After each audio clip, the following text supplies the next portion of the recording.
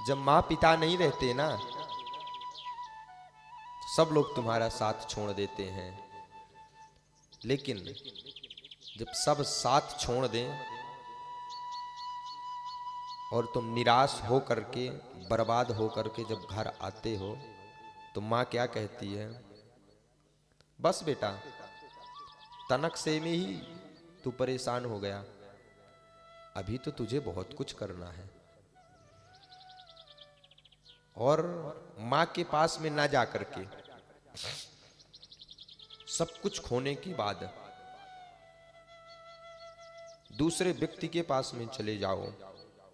अगर उसको पता चल गया कि सब तुम्हारा बर्बाद हो गया है, तुम्हारा भाई भले ही ना हो, वो स्वयं साथ छोड़ देगा, कह देगा मैं तेरे को नहीं जानता। जब तक तुम्हारे पास संपत्ति है भैया, दुनिया अपनी है, संपत्ति नहीं है ना तो अपने भी पराये हैं। हम तुमसे केवल एक ही प्रार्थना करेंगे,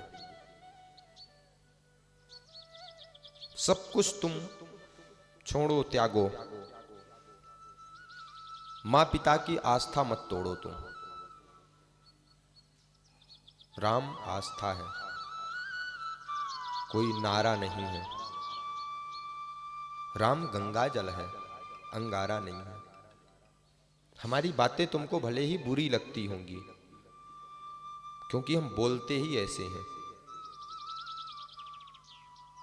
क्योंकि हमारे जीवन की घटना है कि हम कट्टर सनातनी हैं।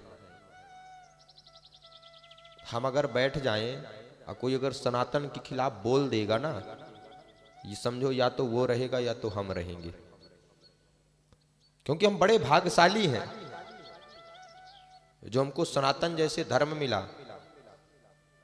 अच्छे अच्छे लोगों को, जिन लोगों ने सनातन धर्म छोड़ करके अन्य धर्मों में गए, तो सिद्धेश्वर बालाजी की महिमा से उनको भी हमने जो है सनातन का फिर बना दिया। क्योंकि तुमसे कहें हम, सनातन कोई साधारण नहीं है।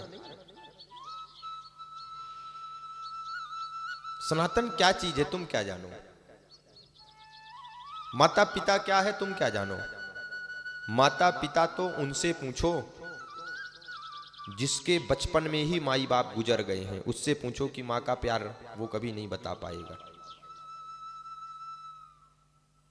हम तो तुमसे कहेंगे कि माँ जो होती है ना, वो जगत जननीय माँ होती है। सब कुछ तुम करना, माँ का कभी तुम दिल मत दुखाना।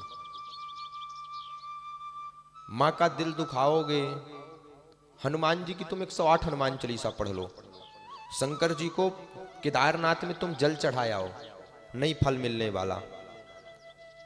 जब तुम्हारे घर के माई बाप ही भूखे और प्यासे बैठे हैं, तो केदारनाथ में तुम्हारे जल चढ़ाने से क्या मतलब? बताओ तुम, बोलो, है कोई मतलब?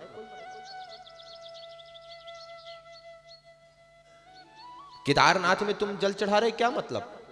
जब तुम्हारे घर के माई बाप ही प्यासे बैठे हुए हैं, जब तुम अपनी माँ की पूजा नहीं कर पा रहे हो, तो दुर्गा माँ की तुम पूजा क्या करते होगे? जब तुम अपनी माँ की नहीं मानते हो, तो बड़े बड़े संतों से तुमको जुड़ने से क्या मतलब? तुम तो केवल पाखंड कर रहे हो। ढोंग की जिंदगी जीने से अच्छा है कि ढंग की जिंदगी जी लो। रोल की जिंदगी जीने से अच्छा है कि रियल की जिंदगी जी लो। विद्वान मत बनो, विद्यावान बनो। विद्वान रावण था, उसको भी मरना पड़ा, लेकिन विद्यावान राम थे तो उसको भी जगना पड़ा। आज रावण विद्वान था, अहंकारी था। जो विद्वान होता वो अहंकारी होता है, लेकिन जो विद्यावान होता है वो राममयी होता है। तुम विद्वान मत बनो, विद्यावान बनो।